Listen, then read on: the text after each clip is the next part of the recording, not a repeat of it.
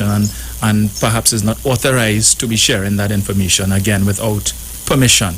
And as the chairman of NGC, what is your position on that matter? Because I would have seen also a couple months ago of where BP would have expressed their consternation with respect to, again, confidential information that would have been sent to the Ministry of Energy concerning the shortage of gas to Train 1. And they were very surprised that that information was found its way into the public domain without approval. What is your take on that?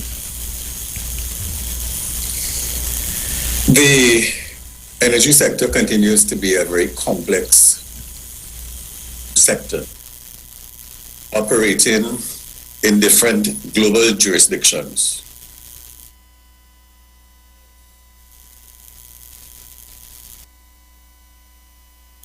Interaction. So, for example, you have to deal in the energy sector with your regulator, the Ministry of Energy. You have to deal with the governance issues in the Ministry of Finance. And you have to follow the processes of the company's ordinance, because there are laws by which you are expected to govern. You have regulations as it relates to the Integrity Commission. And therefore, then you have the multinationals. If we were contractually dealing with BP, whereas we're going to have information on BP, and if we're dealing with Shell, we're going to have information on BP and Shell. That information is not normally considered to be public information because they would contain matters around margins. And in the business, unless you understand all the pieces, it is very easy for you to come to the wrong conclusions. And unfortunately, and Dr. Rowley made the point, if you pulled out a document as has been done in this particular situation, and you do not have all the other bits and pieces that went into that document, or you do not even have the story after that document, because what have been leaked to you is at a particular point in time, there is absolutely no way that you could understand the complexity of the issues. And I will demonstrate that as we speak in the context of this story, that in a real sense is a non-story. And I will explain that very simply. So the answer to the question is, those who seem to believe that they are dropping stories and they are dropping bombshells because of some notion that they have, they need to remember a couple of things. The first one is this. When you are asked to serve on a state enterprise, you really do so at great risk to yourself and your reputation, because to a very large extent, there is some politics involved in this particular issue. And you are drawn into the political domain, and you have to deal with all the negatives that are associated with that. Because there is no issue as it relates to the NGC insofar as this transaction is concerned. Because all the governance processes, all the matters that needed to be dealt with, all the scenarios that would have happened, has happened.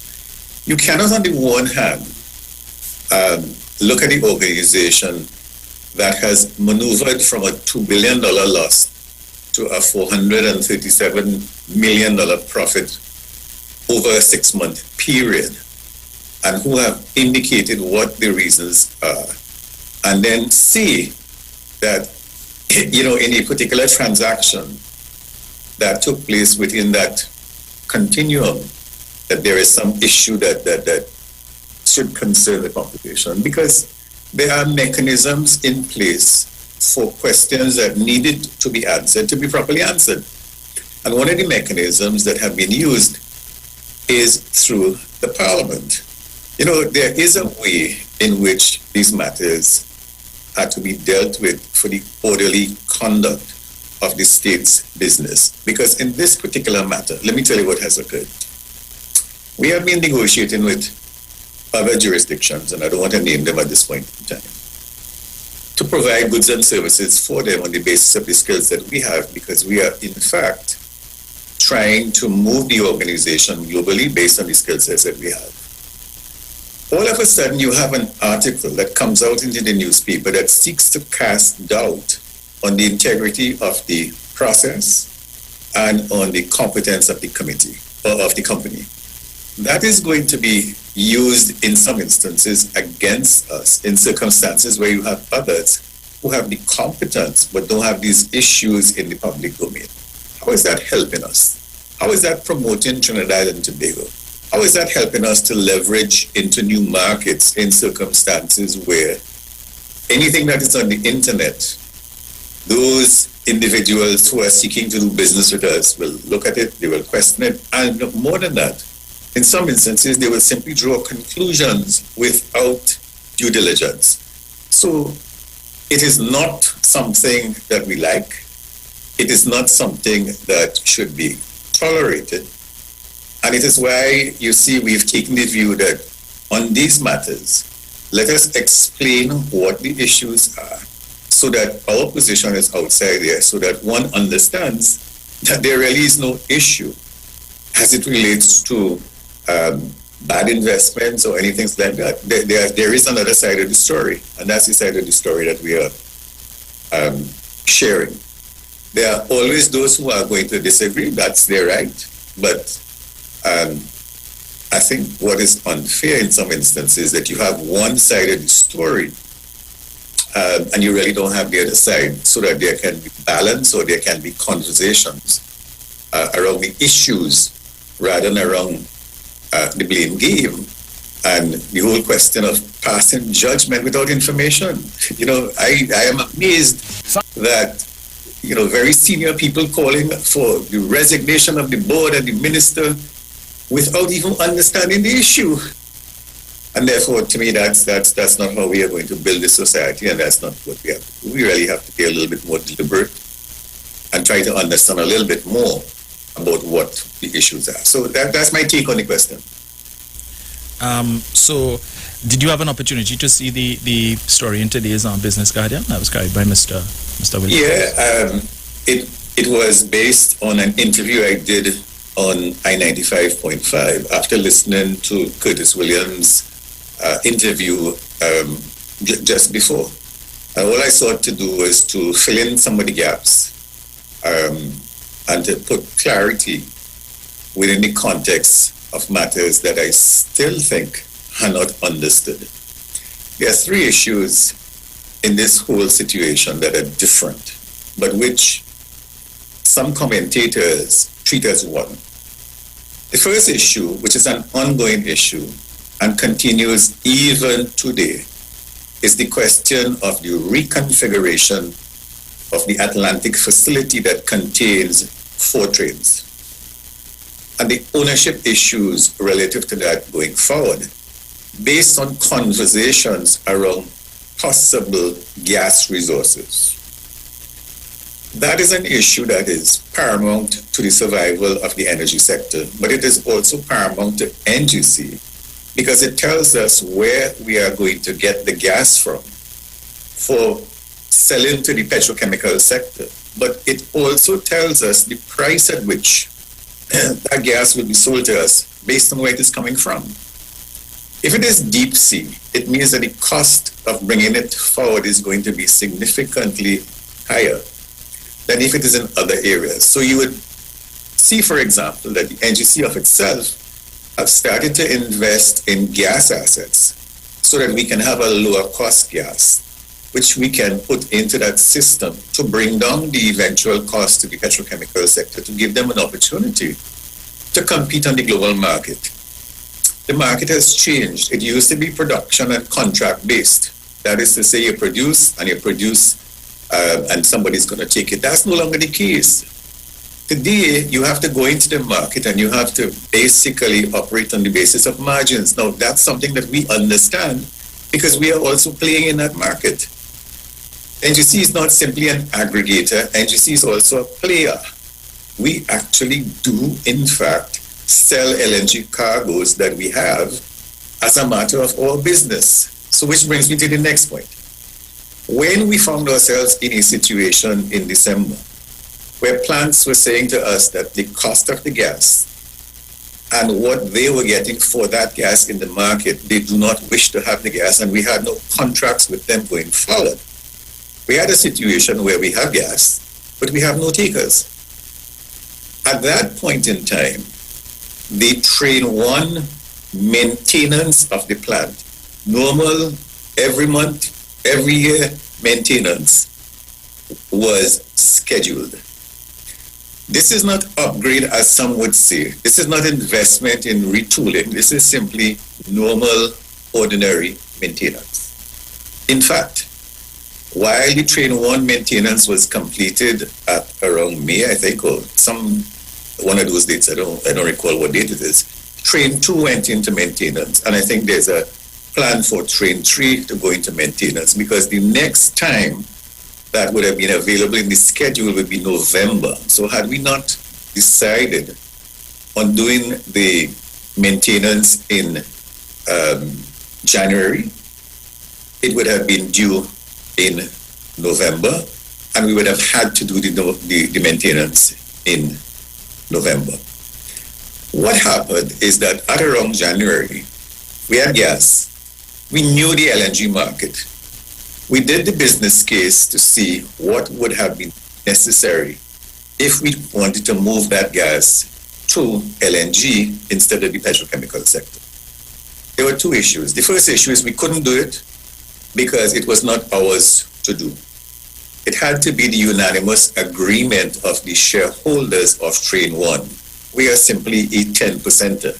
So we had to get the agreement of BP, Shell, and the Chinese who are the owners, to agree that were it possible to so do, they would have no difficulty in allowing us to use the train for LNG based on the gas that we had. We considered it, and we basically said, listen, given what we see, and given the fact that at that point in time, the information that we had was that petrochemical prices were going to stay low for the next 2 years, because those were the projections. It meant that for the next 2 years, the NGC would be suffering losses if it had no place for its gas. That was not something that we were prepared as a board to consider. So we took the view that if the train was operational, mechanically so, we are not changing any ownership structure. This ownership today is as it was then. It's still 10% by the government, 90% by the others. Then we would at least have a mechanism that we can move the gas that we have into LNG and therefore make some return. Therefore, moving the company from losses that we were looking at to some level of either recouping your costs for gas or making a small margin. When we looked at the numbers, we recognized that if we did it for a year, there would have to be a particular investment, because we would have to do 2 things. While we've done the maintenance, the cost of using the facility, we would have to pay for it. That whole conversation that the Guardian basically discussed was on the basis that we would do this for a year. So the investment numbers that you were hearing, about $400 million or $500 million, is 12 months of operational activity based on cost and based on what we would have expected to get as revenue. As it turned out, the assumptions changed. The market changed dramatically because COVID-19 didn't behave, and the markets did not behave as the experts were predicting. Something happened, and there was a requirement for the product that changed in the markets in which the companies were operating the price. And all of a sudden, they now demanded the gas that we had.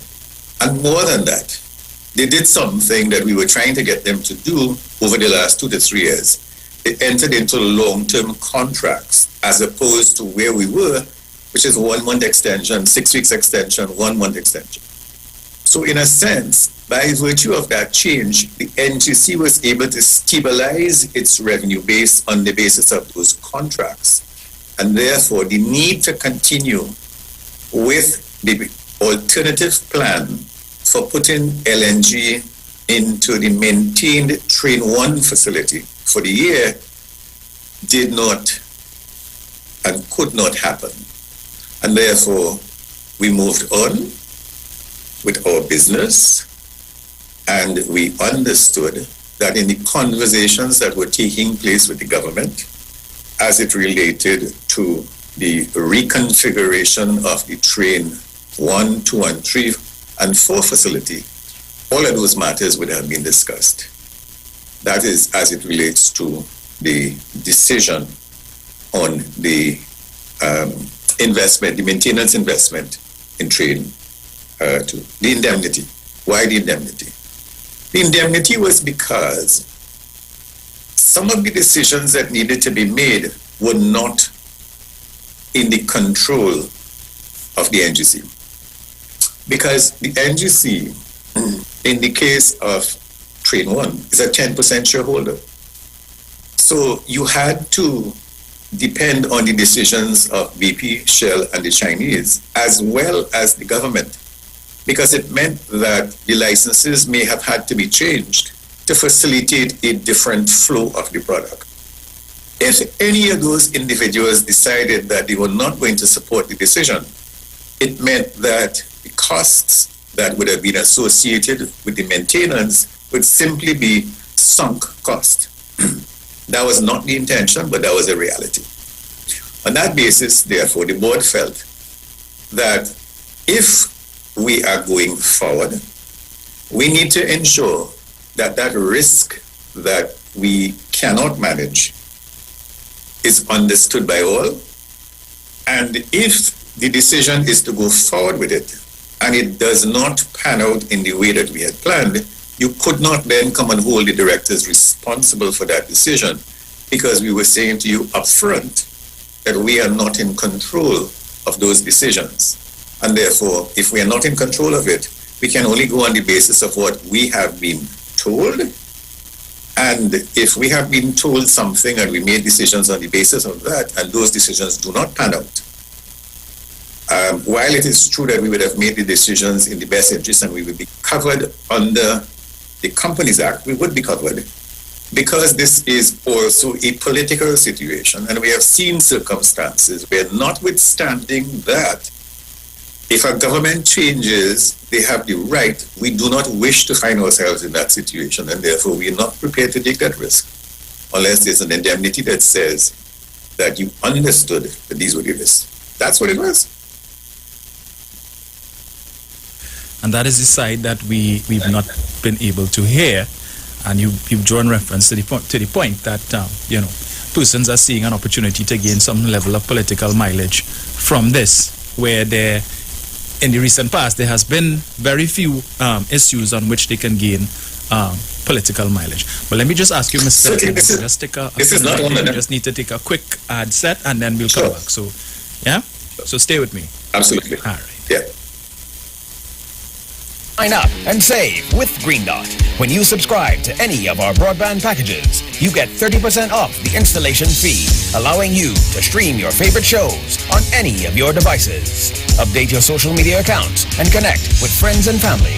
Stay on top of the class with online learning sessions, or keep your team in the loop with virtual meetings, all at an affordable price. This is a limited time offer, so don't wait. Call 224-GDOT today to sign up and save with Green Dot, improving and simplifying lives. What if you believe in unity? If you believe in the power of soca music, I want you to sing this with me. Sing. Na, na, na, na, na, na, na, na. Na, na, na, na, na, na, na, na. Na, na, na, na, na, na, na. Life today, unlike yesterday. Friendship gone, feeling hate and scorn. Neighbor,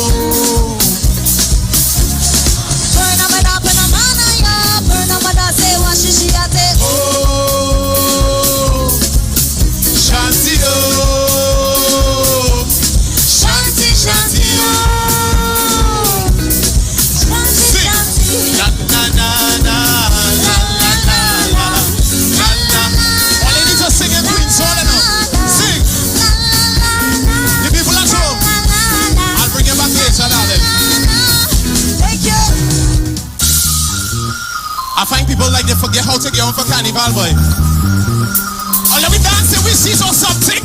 Hey, The people know what to. Oh my God.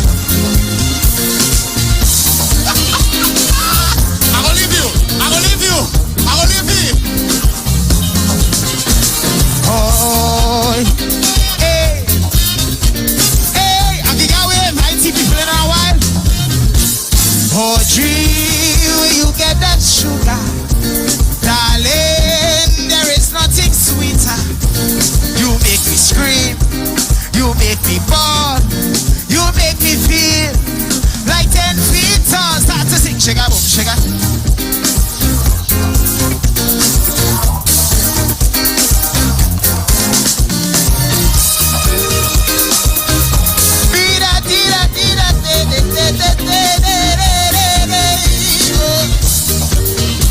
All you on the line.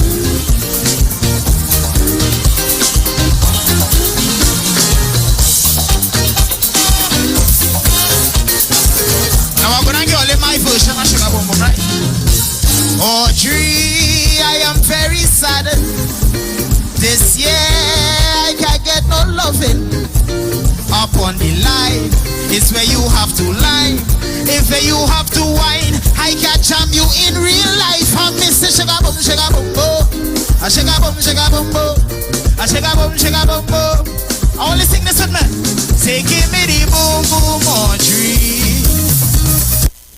Simpsons Memorial Limited, number 63 Eastern Main Road, Laventille. Internationally accredited funeral directors and embalmers. A full-service funeral home serving families of Trinidad and Tobago and internationally since 1945.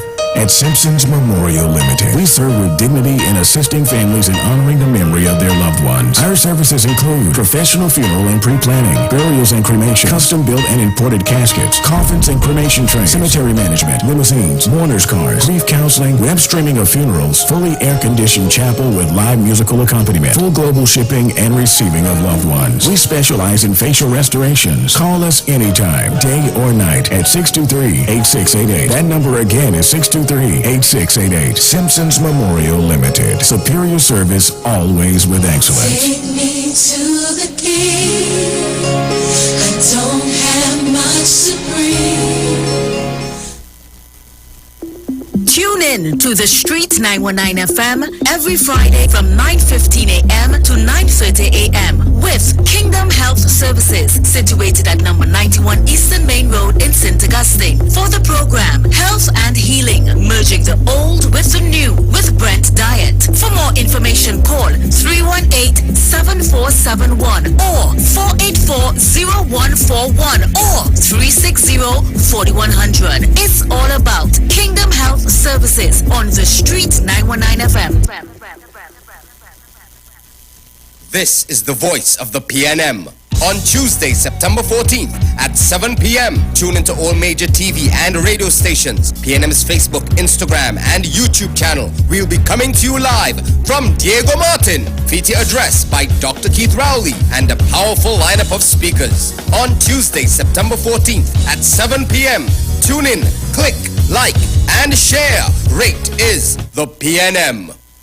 At Health and Wealth Lifestyle, we offer a wide range of services: blood analysis, iridology, acupuncture, foot detox, foot massages, gua hot stone therapy, fire therapy, legs and feet massage therapy, mineral scrubs, acrotherapy, cupping. We also have a wide variety of supplements: silver, zinc and magnesium, body light, and lots more. We at Health and Wealth Lifestyle operate our business in a clean, safe, and comfortable environment. We frequently sanitize our compound and abide by all the COVID guidelines that are currently in place. So come on down to Health and Wealth Lifestyle, where we treat you like family. Book your appointment today. Call us at 1-868-275-8359 or 1-868-288-1108. And remember, your health is your wealth, and prevention is always better than medication.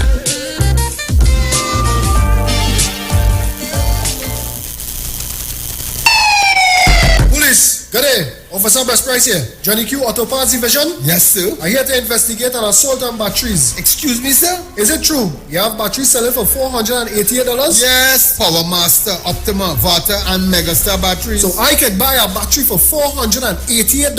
Yes, sir. For cars, trucks, and boats. Backed and distributed by Massey Automotive. Which part? Right here at Johnny Q Hardware and Auto Parts Division, 15 Arrowbita Avenue, Woodbrook. And our new Johnny Q Superstore, located at Lowlands Mall off Claude Noel Highway in Tobago. You could call 60 Tools. Alright, thanks, boss.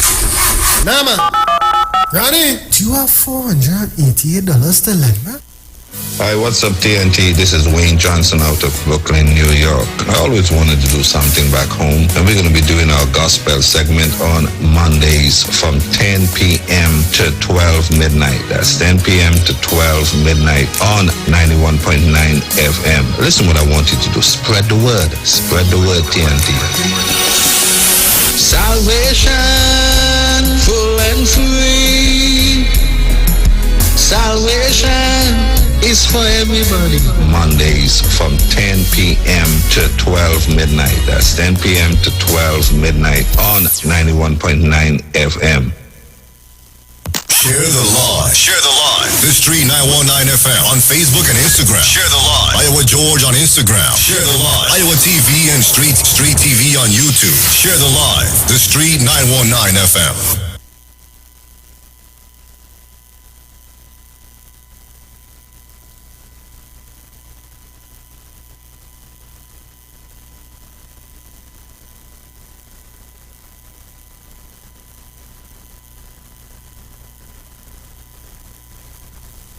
This is the voice of the PNM. On Tuesday, September 14th at 7 p.m., tune into all major TV and radio stations, PNM's Facebook, Instagram, and YouTube channel. We'll be coming to you live from Diego Martin, feature addressed by Dr. Keith Rowley, and a powerful lineup of speakers. On Tuesday, September 14th at 7 p.m., tune in, click, like, and share. Rate is the PNM. Welcome back. Thank you for staying locked to the Street 919 FM. If you're just joining us, we are talking this morning with Mr. Conrad Enel, who is the chairman of the National Gas Company, with respect to the ongoing matter of NGC and Train 1. Mr. Enel, so as we understand it, the board is faced with two decisions, which is one, the course of action that you all would have opted to take, and option number two, the issue of decommissioning Train 1. Could you just walk us through what would be some of the implications if it is you all were to take the decision, as some are suggesting, which is to decommission Train 1? What would be some of the implications for not just NGC, but by extension Trinidad and Tobago from a financial standpoint? Yeah, well, the Atlantic facility was developed in a particular way. You had Train 1, then you added 2, then you added 3, then we built 4. And I think there's also consideration, if we have to, for doing 5, because at some point in time, based on the gas issue, that would have been the case. So let us discuss this particular issue. Gas basically will be discovered, or companies are going to invest in exploration of gas if you have facilities to move that gas once it is discovered into the marketplace. And there are two ways you do that. But in both instances, or there are two, in Trinidad and Tobago, there are two destinations, but in both instances, you need processing facilities in order to move it from the sea into the ships. Those facilities are the trains that have been developed. If the decision is to basically change the construction or the configuration of the train, then there's the issue of decommissioning. The decommissioning is going to be based on contract provisions that would have been negotiated at the time of the ownership issues. Those would be, from an NGC perspective, I know that one of the things that will be required is for the train to be decommissioned and for all the environmental and other issues that would have been created as a result of the trade to be dealt with. You therefore have to understand the engineering complexities that need to go into removing the facility, but keeping the facility of itself operational so that you could continue to get the revenue streams that the country is getting through the production of LNG. Those matters are still being discussed because it is the Atlantic team that basically has to sit down and work through what will be the steps if you take the decision, because that, again, is not a decision that has been taken as yet.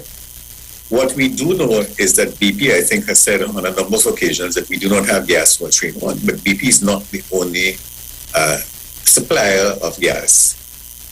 But what complicates the issue is the entire ownership structure, which is something that the government is involved in looking at. So the only thing that I would say on the decommissioning activities is that there will be cost associated with it. And the other issue that we have to work through is the impact of decommissioning from a financial point of view would mean that we would have to write down some of the assets that are no longer producing. That has implications for the financials of the NGC group. And it also has wider implications for other companies in which the NGC has investment. So it is not something that we are going to take lightly without understanding how this decision implicates other parts of the economy. And that is why it is taking long. You know, there are those that are saying, well, get to the point and all you need to do is to throw it up. Well, if you do that, there's a chain of events that will impact the interrelated organizations that you have that are connected to this asset. You need to understand those things before you simply run off and make decisions that may not be appropriate. You cannot look at this in the context of one decision. You have to look at this in the context of what is this entire thing going to do to the energy sector in the first instance, but more importantly to energy revenues, which the country desperately needs at this point in time to get on with its diversification and traditional economical programs. So you have to understand those issues, and those are very complex issues, and you have to understand how the impact of these things, as well as legacy issues that the company is dealing with. For example, the issue of TNTEC and the rates at which the population receives electricity and the cost of gas that the NGC basically subsidizes. I mean, we don't like to talk about it because people get upset that if you talk about it, it means that somehow or the other it translates into higher costs. It doesn't have to, because we can basically look at moving power from where it currently is to some type of renewable, and that could, so there are lots of opportunities and possibilities. But you cannot do that in an environment where it's confrontational and where every Monday morning somebody is trying to tell you that, you're involved in this and you're involved in that. You get distracted. There is serious work that needs to be done, for which the people that are involved in it need to spend 100% of their time focused on the results, rather than having to defend things that, you really don't have to defend. I mean, at the end of it all, people are going to make decisions around, did I really sign up for all of this, and should I really do this? And the country loses people. The country suffers as a result of that. And when the country suffers, we create conditions where we don't have the resources, and then all of a sudden, we who have created the problems start to blame everybody else for the impact of the decisions that we have caused others to make. And and then you hear all kinds of you knew that you were going to get involved in this. No, that's not correct. We cannot treat the people who are involved in trying to create a better future for us as if they're enemies of the state, and unfortunately that's what we do. So, long story. These are complex issues. We have people who are prepared to assist, but they are concerned about, in the process of trying to do the best job, whatever decisions they make, somebody comes and provides a judgment, but not only that, seeks to destroy their character and seeks to destroy whatever personal assets they have by using resources of the state in some instances to go after people. That can't be right. Not in this stage of our development. I couldn't agree more. But Mr. Enel, you would have introduced into the conversation a number of issues for consideration, which for the most part so far has not really found its way in the mainstream with respect to social media and so on. Because when you read some of the comments of persons who would comment under posts that are related to this issue, the focus is on, well, BP and Shell said they don't have gas, so therefore that is the be-all and end-all. There's nothing else to consider. Forget whatever NGC says, because BP and Shell says so. That is that.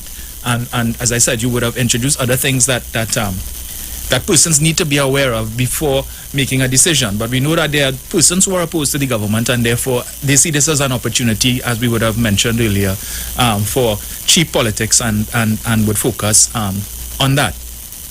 But you would have mentioned before, gas would be found, right? And I would have listened to an interview that you would have done some years ago with the late Ricardo Welch, where he would have spoken about the acreage in Trinidad and Tobago with respect to the percentage that has been explored so far, and that we still have more.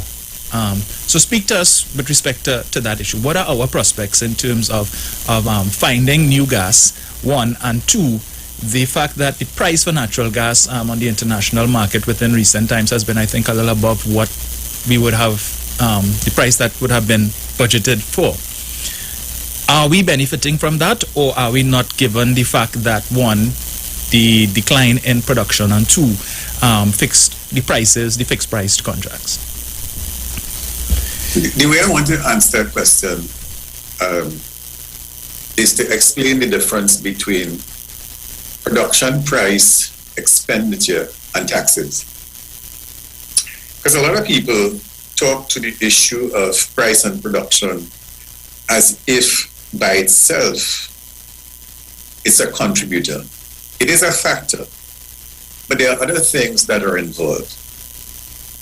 The energy sector needs to be managed in a particular way, because at the end of it all, the final outcome is taxes paid to the consolidated fund. And if we understand that, we understand that price and production deals with the revenue line. Profit deals with the expenditure line and the amounts that are being distributed either in terms of dividends to your shareholders and taxes to your government.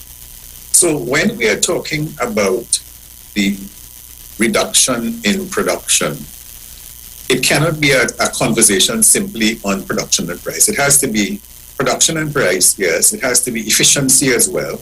It has to be the cost structure of the organization. And you will recognize, BP in particular, Shell follows, that anytime you have a reduction in either price or production, you get a commensurate reduction in expenditure. You usually hear 100 people going home or 15% of the pop, because what they're seeking to do is to balance the model so that the profitability is maintained or increased. That happens as a result of the use of technology and as a result of things that you did not know before. In the case of Trinidad and Tobago, for example, what we have seen over the years is that technology has allowed the companies to go back into areas that they would have abandoned before and see things that they did not see before based on new technology. And therefore, while the conversation would have been that there are no opportunities, by virtue of new technology, you can see prospects that you did not see before. And therefore, you can put that into the equation and you can monetize it. But those conversations and the things that they have found out will not find itself in the public domain, because those are matters that give them an advantage in the space that they have. And depending on when they go into the production cycle, it means that they will either be better able to make more profits, or they would be able to be ahead of the competitors. That's the business that you're in. So because you're in that business, there are times when you have information that you cannot divulge, even if on the face of it, without the information, you're taking licks for it. That's just the way it is. But you have to protect the businesses and you have to protect the industry because it's a global business. This is not about, and that is why in some instances you would have never heard me in any way make any negative comments about anything in the energy sector because I think it is too important a sector for us to not understand that any comments that are made are interpreted by the players in a particular way. And it's either used for leverage or it is used for the disadvantage of us.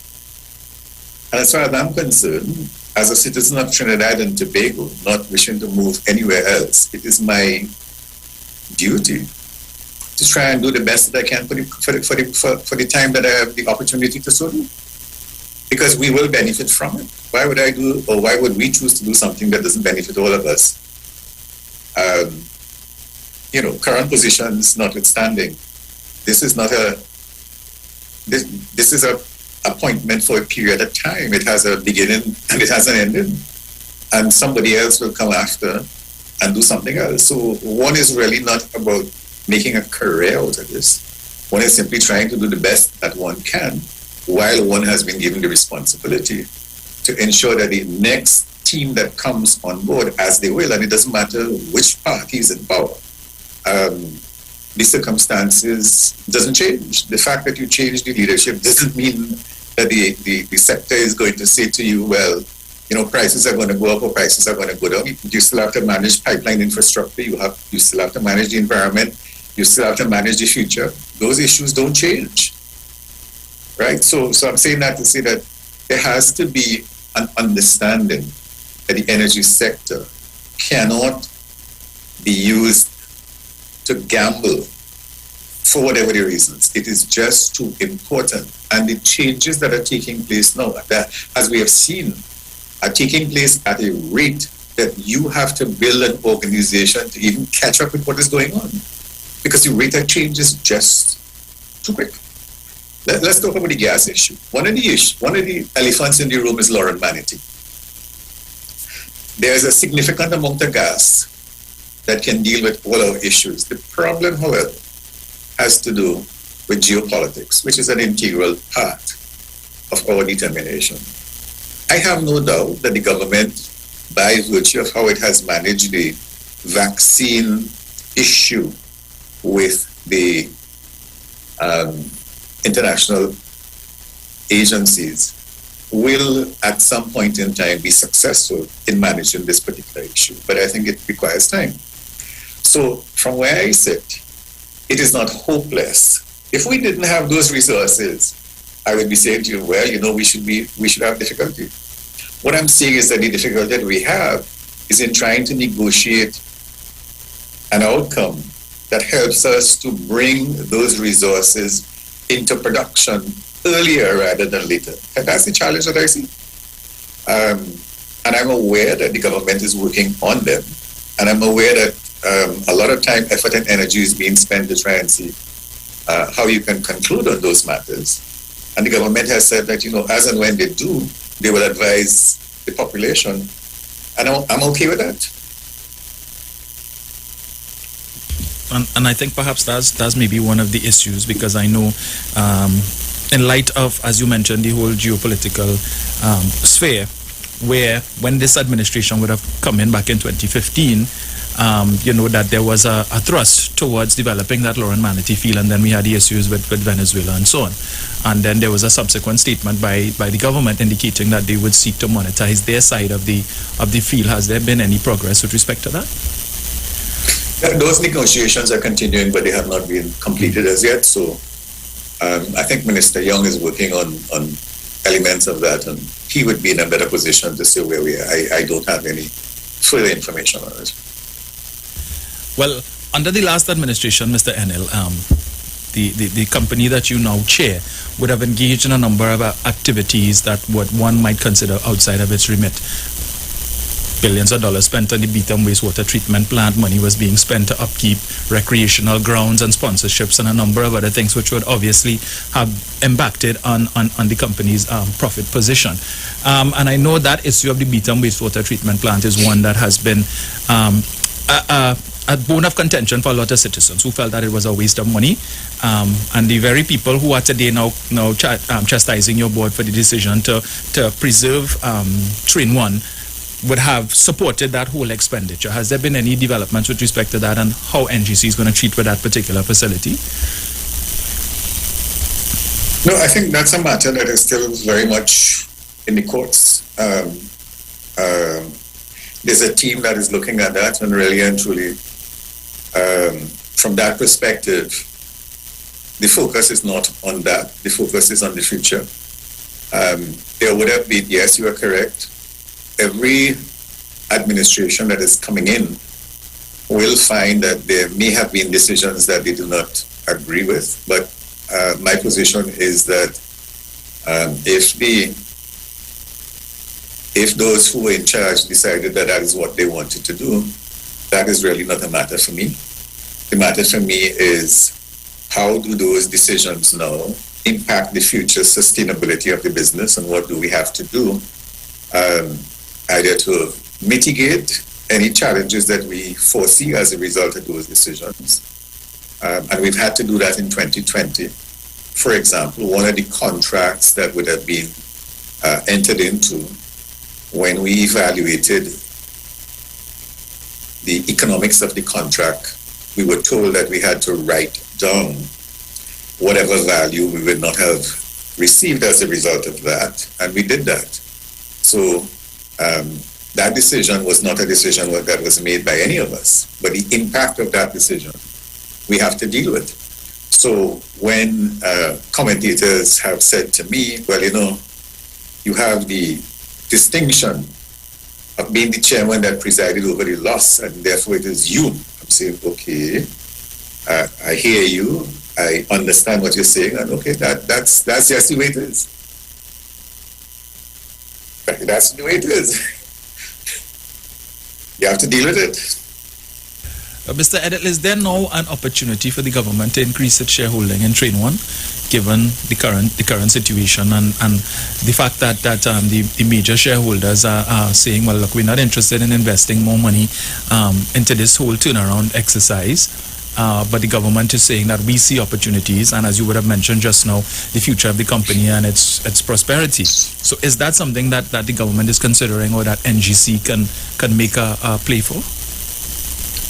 So it's not an NGC issue, but let me step back and say that one of the principles that we had established a very long time ago when you look at the energy sector and when you're looking at negotiations with the multinationals is as follows. And sometimes it's difficult to get it because sometimes you are not in as good as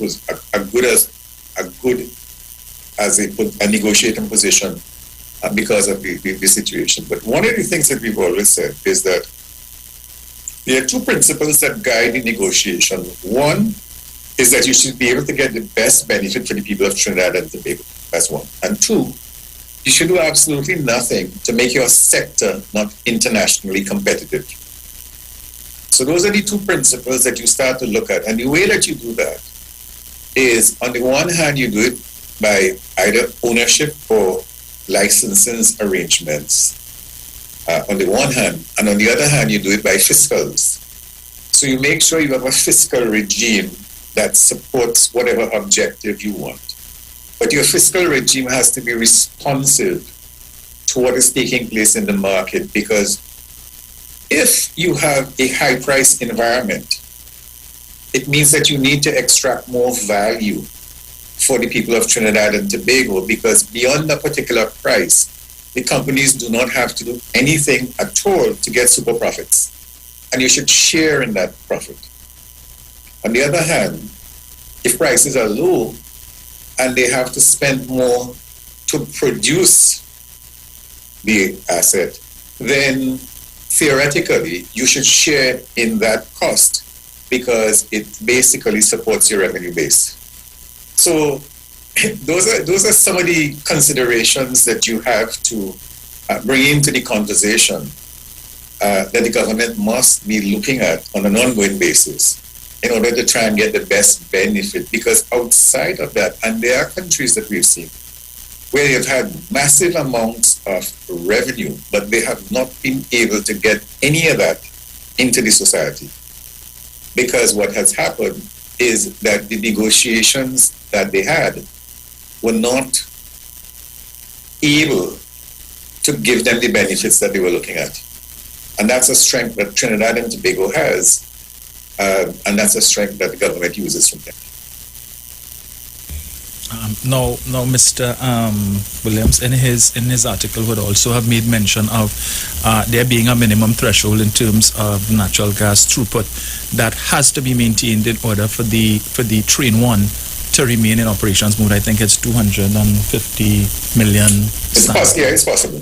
Is that available to keep the train in operations mode at this time? Given No. Hold on. Let's be clear. At this time, the issue with Train 1 has to do with contracted gas. And it is in the public domain that BP has said that there is no gas for the train, so that in fact there is no gas for the train. In those circumstances, the question of the configuration of trains going forward is where the discussion is taking place. So the issue with the NGC was simply ensuring that the train was maintained mechanically so that it is operational. The question of gas going in, there is no gas for it. And the gas that would have gone in December would have been gas that the NGC would have had for destination in the petrochemical sector, who could not have accepted it at the time based on the market conditions. So that's part of the conversations that the government are having now with BP and Shell and all the players. Gas allocation issues going forward. And there are two issues with the gas. One is the allocation issue, and the other one is the price of the gas that the NGC would have to buy for the same petrochemical sectors going forward into the future years. So there's a lot of complex issues taking place at this point in time for which there has been no resolution as yet because these discussions are ongoing. So there's also a school of thought that says perhaps NGCs should consider investing directly in finding gas, so in exploration and so on. Is that something that you all are minded to consider? So let me talk to the configuration of the NGC group at this point in time. There's a lot of conversation around the NGC simply being an aggregator. That is not the case. The NGC owns gas assets in upstream. So we are owners of production. And quite recently, I think we have a 30% ownership in the BHP field, which means that the NGC also has a source of gas in its own right as an upstreamer. What we've sought to do in the NGC is to create an organization that is in every segment of the value chain from exploration to market. And we've been able to do that. The reason that we were able to post a profit in the first 6 months is because when we looked at all the segments of the business, they all contributed positively to that profitability. So we are an integrated company that is operating in all the various segments. And there's a study currently being done to determine whether we are extracting all the value that could be extracted for us. And once that study is completed, whatever that study says, we will be minded to fix any of the challenges that we currently have. And we had to do that because the company now must go global. We can't fight anywhere else but global. And we can no longer depend on others to fight for us. We have to develop the capabilities where we go out there. And that is why, for example, on one of the subsidiaries, the PPGPL company, for example, Phoenix Park, we have acquired a company in the US that actually provides product for Mexico. we are into that business as well. So we are expanding globally. We have relations with LNG in China. We're doing work in Ghana. We are looking at Guyana and Suriname. Incidentally, just to make the point, one of the markets that we had looked at in the LNG situation was the Caribbean, because we believe that we could produce LNG to the Caribbean at a cost that is lower than what they currently pay. And that is something that we are going to be pursuing in terms of small LNG as a part of our market going forward. So there are a lot of things that are happening positively on the NGC side to try and ensure two things. One, that as the world changes from where it is today, traditional fossil fuel, to a carbon neutral, carbon zero world, that we are there. And you would see wherever there are new opportunities, we are signing MOUs with individuals so that we participate in the knowledge that they would have insofar as that is concerned. And we are ensuring that nobody is ahead of us and that we can guide the policy conversations to make sure that we are appropriately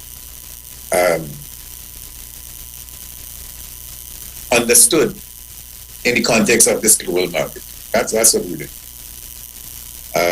We've looked at the organization and we have recognized that we need to have independent research. So we are looking at putting our capability that will allow us to get research on these emerging opportunities independently.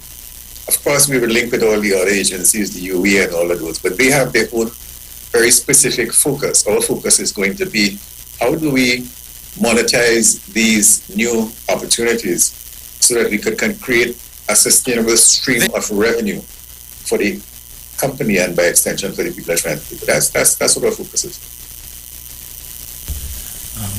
Right, so as we draw almost to a close, there is the view that the Minister of Finance does not have the authority to grant the indemnity requested. If that is so, what is the alternative for the board, and what is the way forward? Because this matter is not going to, I don't think it's going to go away anytime soon, at least not if you leave it up to the matter for the indemnity is a matter for the Minister and for the Attorney General, so I am not going to comment on that. I think it has to be guided by those who have the authority to so do. And at this point in time, it is really the Attorney General of Trinidad and Tobago as well as the Minister of Finance. And, I have a different view, but I would not express it. That's for them. And I don't think that we would have asked for something that we didn't think was available to us in the context of either past. Let me leave it there. So we may be able to take maybe a quick call or two. So the lines 3420081, 4665391. We have just about another 5 or 6 minutes or so, folks. So if you want to ask Mr. Enel any questions or you just want to make a quick comment, please feel free to do so now while we have Mr. Enel with us. And certainly as this matter continues to evolve, if the need be, I'm sure Mr. Enel will be more than happy to come back. So let's see who we have here. Hello, good afternoon. Jesus, you know I cannot. See who we have here. Dominic. Yes, ma'am. Good afternoon. Good afternoon to you, Dominic. Well, actually, I'm not turning on my radio. Who you have a guest there with you today? Yes, we're speaking with Mr. Conrad Enel, the chairman of the National Gas Company. Okay. I just ready to set it up already, so I'll just call and say good afternoon to you both.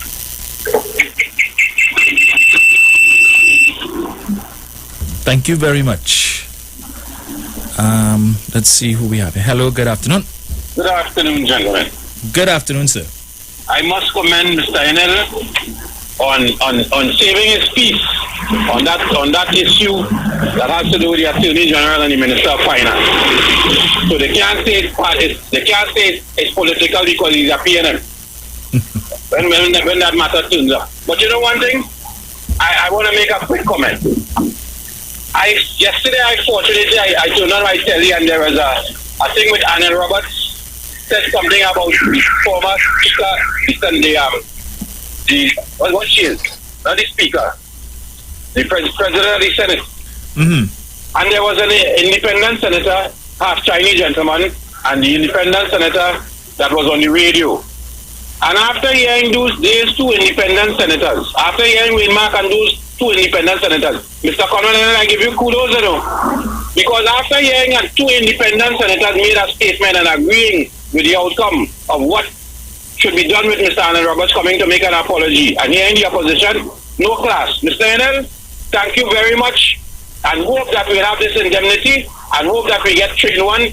As they say, there is no gas from the company, but we have gas there. It's just for me to get the gas, right, fellas? So, gentlemen, my financial group, thank you guys very much. Enjoy your day. Thank you, sir. Alright, so let me see who we have here. Right. Hello, good afternoon.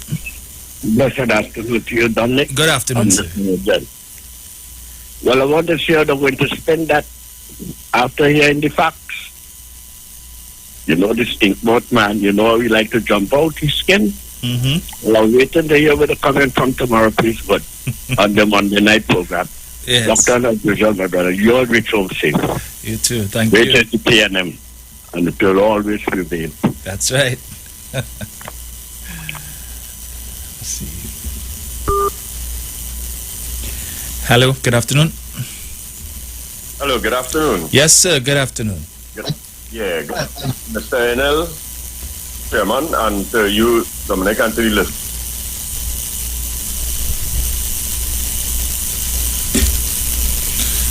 Right, I don't know what's going on there. I had to call my back. Hello, good afternoon. Dominic. Yes, sir. Good afternoon. Good afternoon. And Mr. Enel, if you're still there. Yes, he's still here. My question is, why Dr. Rowley did not focus his energy on Suriname and Guyana and leave Venezuela with their oil? All these years, why they didn't focus on Suriname and Guyana and leave Venezuela alone? I'd like to get a response, please. Thank you. All right. I will leave it there. Thank you. Stanley, you want to take that one? Oh, of course. This is a matter that has been going on for about 20 years now. The Lauren Manatee is a reservoir of gas that 2.7 TCF belongs to Trinidad and Tobago and 7.3 belongs to Venezuela, and it's on our border, it's cross-border gas. To get to where we are today, there's a number of things that we had to do, and there are a number of governments that would have contributed towards getting us here. The first thing you had to do is you had to put the law in place. And I remember having to sit down and go through cross-border governance structures with the Venezuelan government, and it had to go through their parliament. And they have a process that we had agreed to in terms of how they were determining what the amounts are, how they were determining how it should be developed. And all of those matters would have been dealt with, certainly while I was in government. What happened is that in order to go forward, and I think that the last administration would have started a conversation about monetizing this, and then all of a sudden the geopolitics came into play.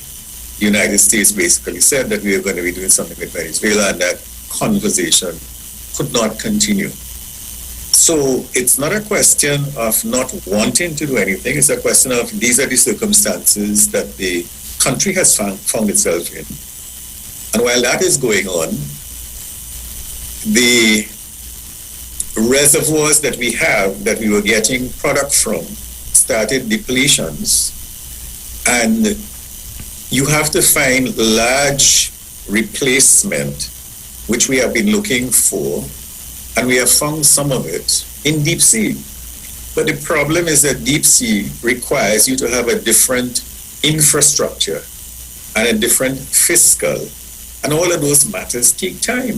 It is not going to happen overnight. The other issue that I think people need to understand is that the energy companies plan for 20 and 30 and 40 years, whereas we plan for 3 years, because on the third year, You have to get into election mode, and so there are planning issues around these matters that interfere in some instances with our ability to see longer term and our ability to continue with the work done by others. And that's why, I keep making the point that energy is not one of those that you should be fooling around with. You should really have continuity of policy as it relates to that sector. Nice. Well, I see, unfortunately, Mr. Enel, we are out of time, but as this matter develops, I certainly would want to bring you back, because there's so much more I think that we could talk about on this issue and other matters related to the energy sector, and I hope that you'll be willing to take up that invitation. So again, let me thank you for spending some time with us this morning and bringing some level of clarity to this whole matter, and hopefully it would bring some resolution to it going forward. Yeah, Dominic, thanks. And as long as there are issues that require clarification, I would make myself available to so do, because I think that is a requirement for the office that I currently hold. Nice. And we appreciate that, and we'll definitely take you up for it. Anytime. Yes, so do enjoy the rest of your Sunday, sir. Thank you, sir. Right, folks, so that was, of course, Conrad Enel, chairman of the National Gas Company, who spent some time with us this morning, and hopefully clarity would have been brought to this whole situation. But we'll see how things develop. So as we always say, we're out of time, but not out of things to say. So join Sharon and Bruce in the morning for Titans of Democracy from 6 o'clock, and I will be with you again on Tuesday morning. So again, thank you for keeping locked to the Street 919 FM. Enjoy the rest of your Sunday and your weekend, and we will chat again on Tuesday. I'm out.